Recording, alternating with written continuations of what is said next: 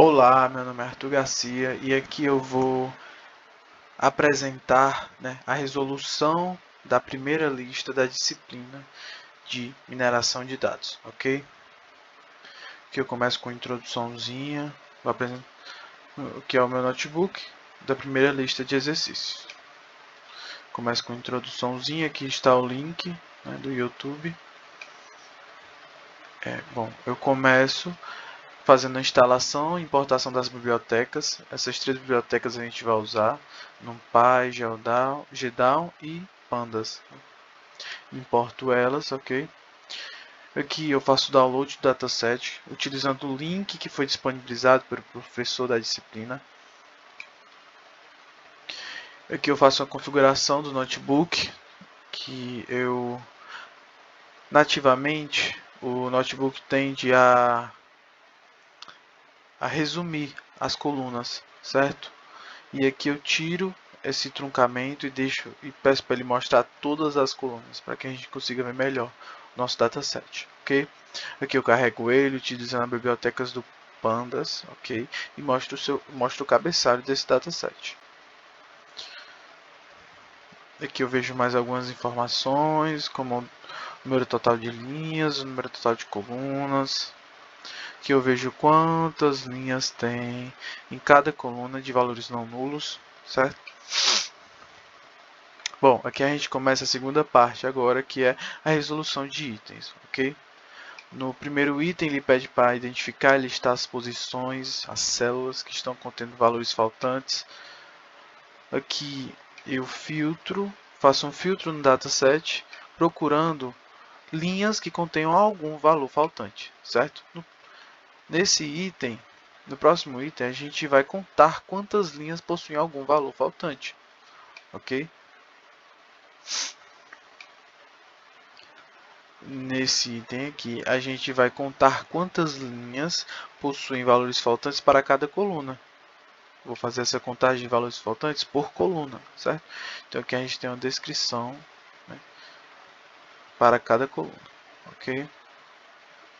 Aqui a gente vai identificar e listar as linhas repetidas, ou seja, as linhas duplicadas, né? Nesse item eu optei por checar as linhas duplicadas com base no atributo text content anonymous. Aqui, ó, eu passo o subset text content anonymous, certo? Porque eu percebi que se eu não filtrasse isso, tem vários IDs aqui que são únicos, certo? Então ele não ia encontrar duplicadas, ok? Então eu filtrei com base nesse atributo para que eu conseguisse melhor analisar, melhor resolver, melhor responder o que o item estava pedindo, ok?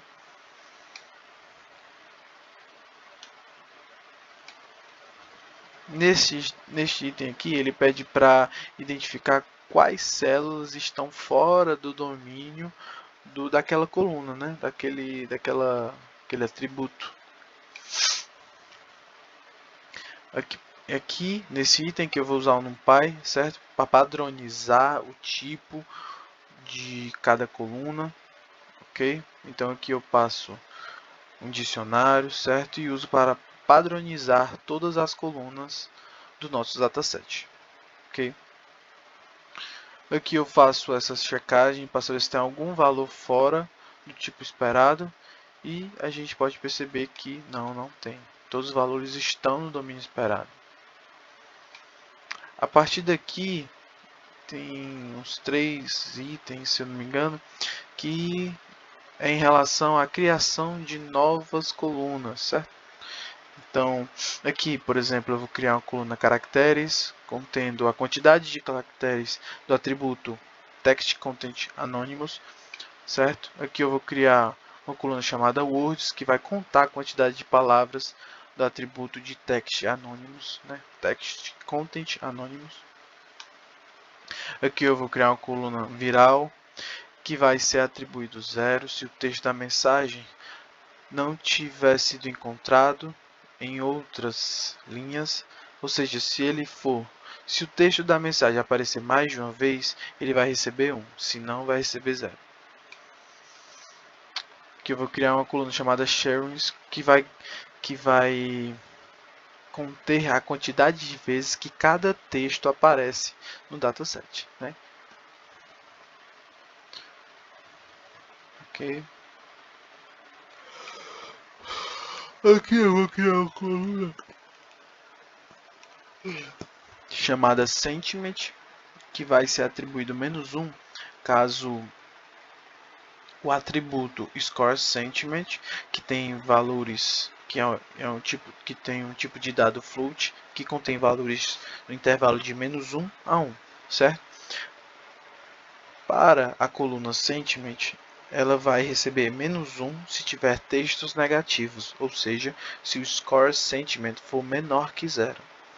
Vai receber 0 se for neutro, ou seja, se o score sentiment for 0, e vai receber 1 se os textos forem positivos, ou seja, se o score sentiment for um número maior que 0 e menor ou igual a 1. Ok? Aqui eu elimino as linhas, aqui eu passo para a parte de tratamento do dataset, certo? Então eu elimino as linhas cujo valor da coluna contém um travas-apps. Na nossa coluna de travas-app, o tipo de dado dela, né, é booleano, ou seja, true se for um travas-app e false se não for, né? Aqui a gente percebe que tem 16 linhas com travas-apps, então a gente remove elas, ok? E aqui eu faço um tratamento de inconsistência entre os atributos, certo? Entre as features.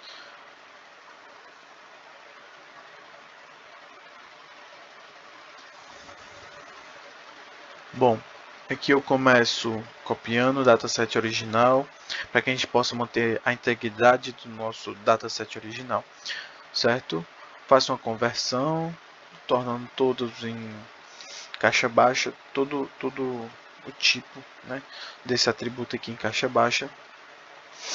E aqui eu crio um dicionário chamado erros detectados que vai conter algumas inconsistências que podem existir no dataset, né? Elas são enumeradas de 1 até 11, certo? Estão detalhadas aqui no código, ok?